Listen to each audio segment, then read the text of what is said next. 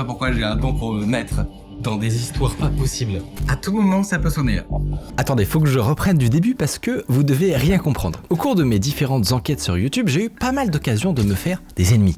Les pirates de YouTube avec qui j'avais discuté. La prison n'a pas dû aider en plus. La mafia de l'île Maurice. NordVPN n'a pas dû aimer la fuite massive d'utilisateurs que je leur ai causé avec ma vidéo. L'Anonymous qu'on a reçu sur Underscore ne me kiffe pas beaucoup plus. Il y a un moment, j'ai été obligé d'admettre que, petit cybercriminel ou gros mafieux, il commence à y avoir du joli monde qui ne me porte pas dans son cœur et qui n'apprécie pas trop le fouille-merde que je suis. Jusqu'où serait capable d'aller ces gens? Notamment, est-ce qu'ils seraient capables de retrouver mon adresse? La raison pour laquelle je suis un peu stressé, c'est que je viens de faire probablement le truc le plus stupide de toute ma vie. À savoir que j'ai défié des centaines de hackers de retrouver mon adresse et de venir me trouver.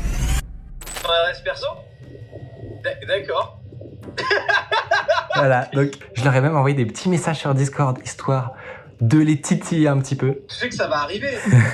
À n'importe quel moment actuellement, il y a quelqu'un qui peut rentrer. En fait, tu vas peut-être trouver ça débile, mais tu sais, j'ai toujours trouvé ça angoissant comme truc. Le moment où tu croises quelqu'un dans ton hall d'immeuble que tu connais. Ça m'est arrivé littéralement dans mon appartement actuel. J'ai vraiment, genre, tu sais, je rentre en vélo un peu dégueulasse parce qu'il faisait chaud et tout, machin. Et il y a un gars avec un casque qui me fait genre... Et là, au moment où il est comme ça, je sais très bien que qu'il m'a reconnu et voilà. Mec, ça a sonné, mec. De quoi? Déjà? Tant pis. Comme je vais pas rester longtemps dans cet appart, ça va être mission impossible de me retrouver. Du coup, histoire d'être un peu fair play, je vais faire exprès de laisser des indices. Mais genre des indices bien durs, histoire de voir s'il y a des gros malades qui vont quand même réussir à les trouver. C'est un jeu dangereux parce que si c'est trop simple, il risque d'y avoir des centaines de gens qui se pointent et ça va faire un projet X bis. Et moi, j'aimerais éviter un procès avec mes voisins. C'est possible.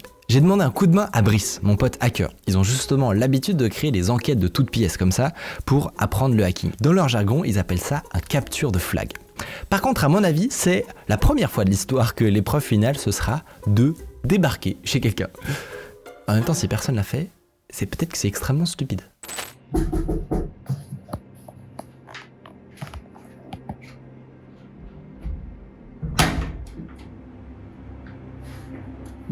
Oh putain, c'est toi. Oui. Mec, j'ai la peur de ma vie. Oh non. Bon, on va installer le matos. En fait, on a une idée, histoire de rendre la chasse au micode encore plus marrante. On va faire un live depuis mon appart. Et on ne va pas l'éteindre tant que quelqu'un n'est pas arrivé. Comme ça, vous allez pouvoir assister à tout en direct avec nous. Et ça, c'est la cerise sur le gâteau. L'épreuve finale. La première personne qui rentre dans l'appart aura 2 minutes top chrono pour crocheter ce cadenas devant tout le monde en live. Si elle réussit, elle gagne le MacBook Pro à l'intérieur. Sinon, elle ne gagne rien. Est-ce que t'as déjà fait du lock phishing? Écoute Mathieu, tu as 2 minutes. Moi la pression est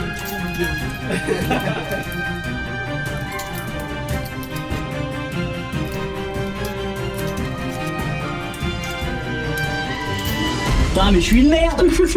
Il y avait un truc à gagner.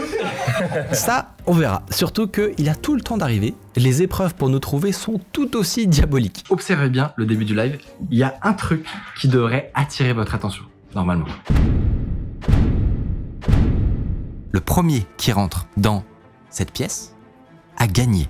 Moi, il se trouve que là, sur mon écran, j'ai un visuel d'avancement de cette première étape. Moi aussi, Ça me fait un peu peur. Comme une barre de chargement, finalement. Bon, il a dit les termes. Franchement, oh là là, c'est beau ce qui se passe. C'est très beau. Donnez tout. Donnez tout. Allez, donnez tout. Allez, c'est bien. Encore. C'est bien, continuez.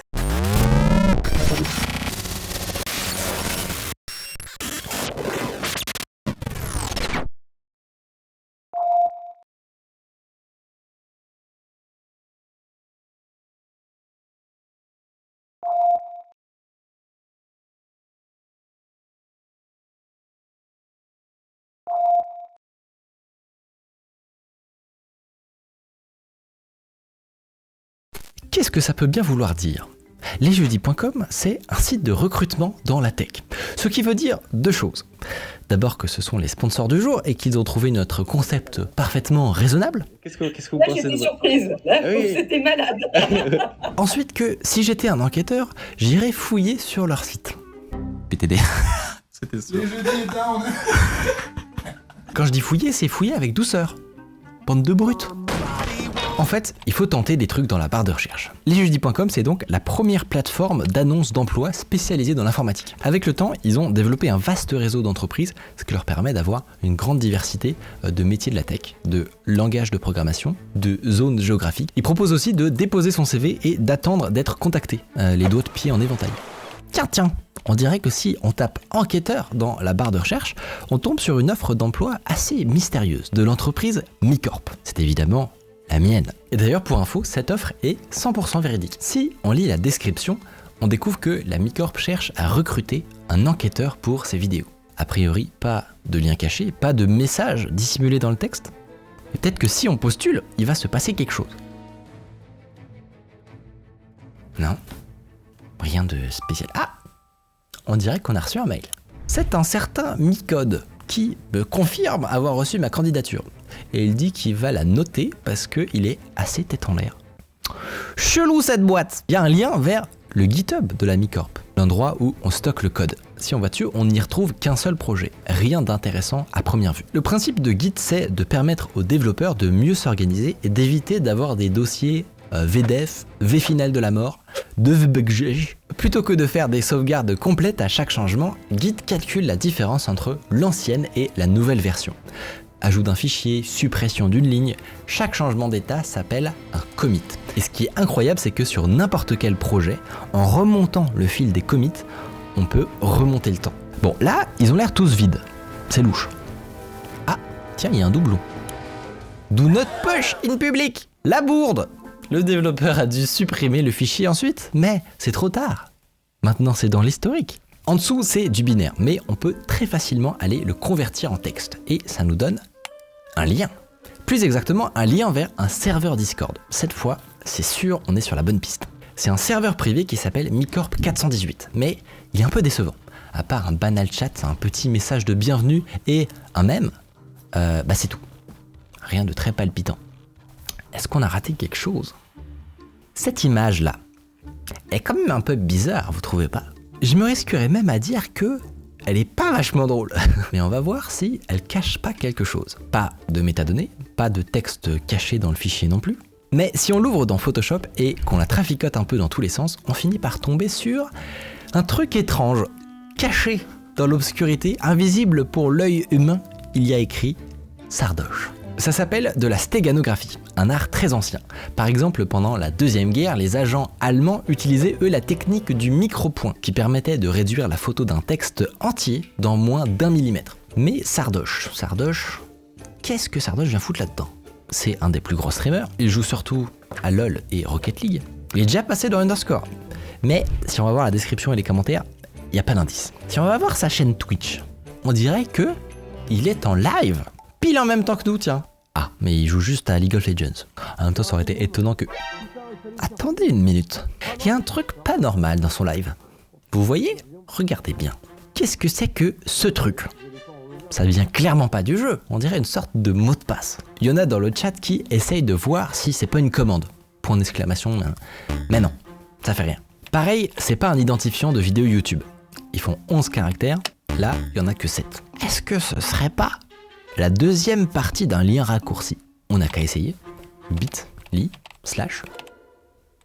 Ah! Tiens. Roméo, début du film. On dirait que mon identité secrète a été dévoilée. Catastrophe! Alors qu'est-ce qu'on trouve de croustillant sur mon compte Instagram secret? Il a l'air vide, mais on dirait que j'ai posté une story aujourd'hui. Un billet de cinéma. On peut probablement en déduire que j'habite à Paris. Mais ça reste assez faible comme piste. Il y a un autre truc intriguant dans cette story. Je sais pas si vous avez remarqué. Là, en arrière-plan, on dirait un calendrier Google. Si on zoome dedans, on peut déchiffrer « Abonne-toi à MiCode ». Oh, si j'étais vous, je le ferais, c'est sûr. Mais je regarderais aussi à côté. Il y a un événement à la date d'aujourd'hui. Fixe serveur perso. Très curieux. Si seulement on pouvait cliquer dessus. Le plus simple, ce serait qu'on ait accès à mon compte Google directement. Facile à dire. Faudrait déjà trouver mon mail. On sait que j'utilise un Google Calendar, donc a priori ça devrait être un @gmail. Ensuite, on peut utiliser une petite stratégie qui consiste à cliquer sur réinitialiser le mot de passe. Attention, c'est pas très discret. Nice! Alors c'est pas l'email, mais c'est déjà pas mal. On a une lettre.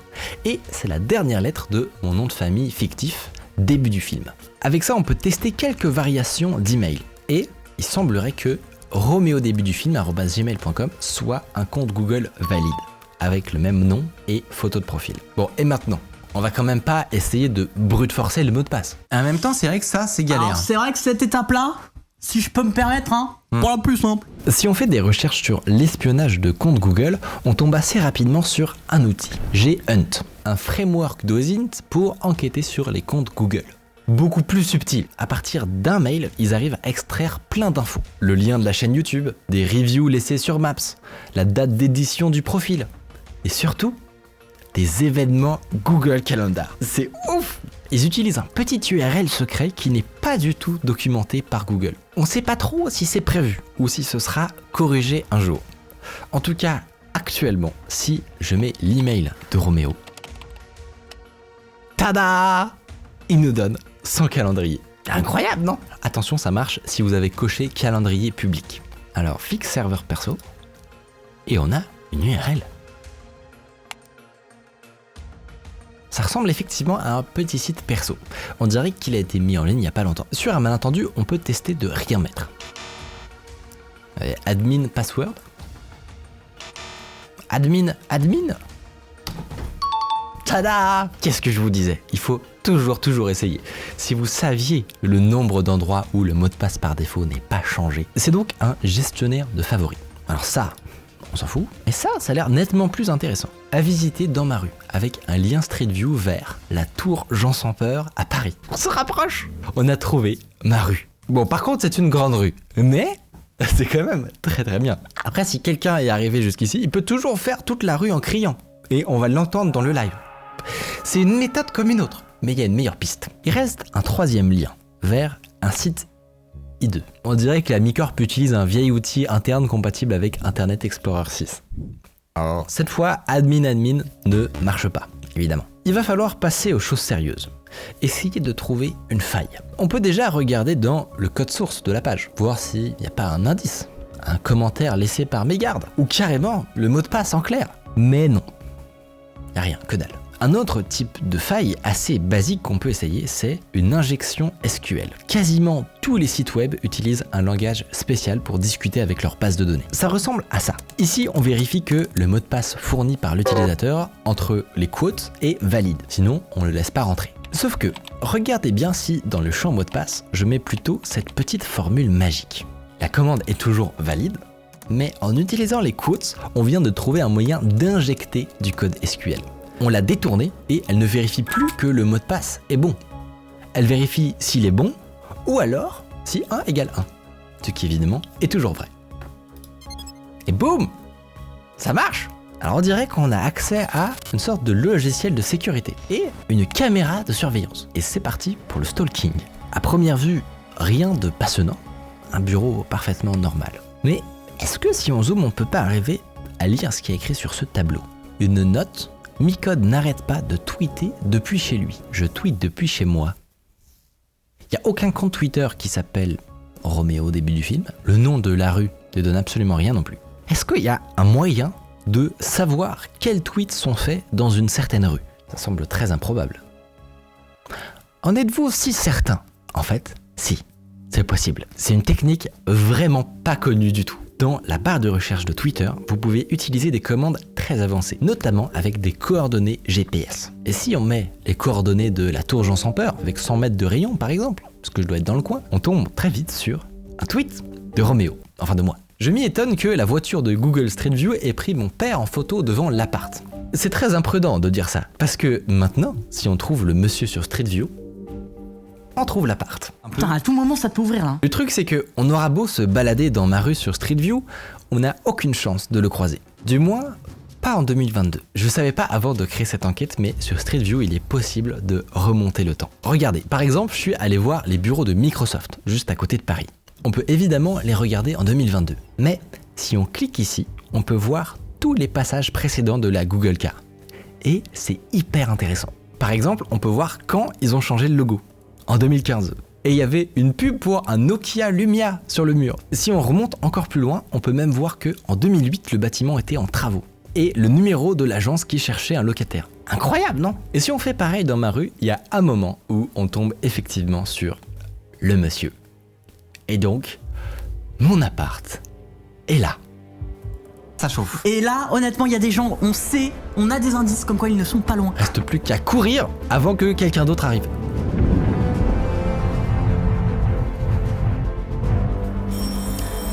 Les gars, ça vient de sonner là. Et bien le bonsoir. Après toutes ces pauses, après cette après-midi longue, tout est prêt. Tout est prêt, mesdames et messieurs, pour une épreuve pas si simple. Une épreuve de tension et Ah, j'ai hâte. Ah là, oh.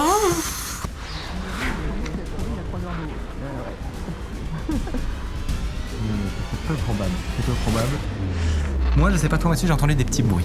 J'ai entendu des petits bruits. Il y a quelqu'un qui vient de rentrer. Incroyable. Enchanté. Salut. Monsieur le hacker, on va te laisser notre place. Comment tu t'appelles? Je m'appelle Lounis. Bonjour Lonis. Bravo. Enlève ton masque évidemment. Mesdames et messieurs, nous avons un giga tryharder devant nos yeux ébahis. C'est la toute dernière épreuve. Tu as devant toi une boîte. Je vais enlever cette pédorine. Et devant toi, tu as un MacBook. Cette boîte est fermée par un loquet. Tu vas avoir 2 minutes pour la crocheter. C'est peu, mais tu peux le faire. À partir de 5, 4, 3, 2, 1. Top.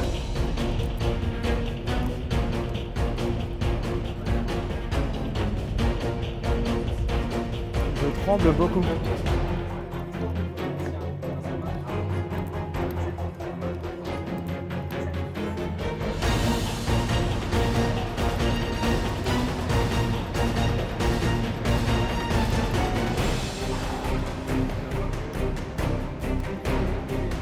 Il faut aller doucement. Souffle un peu.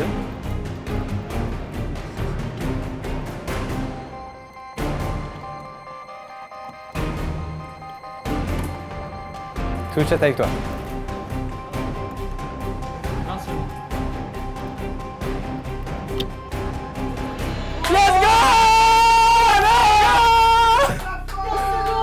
Let's go!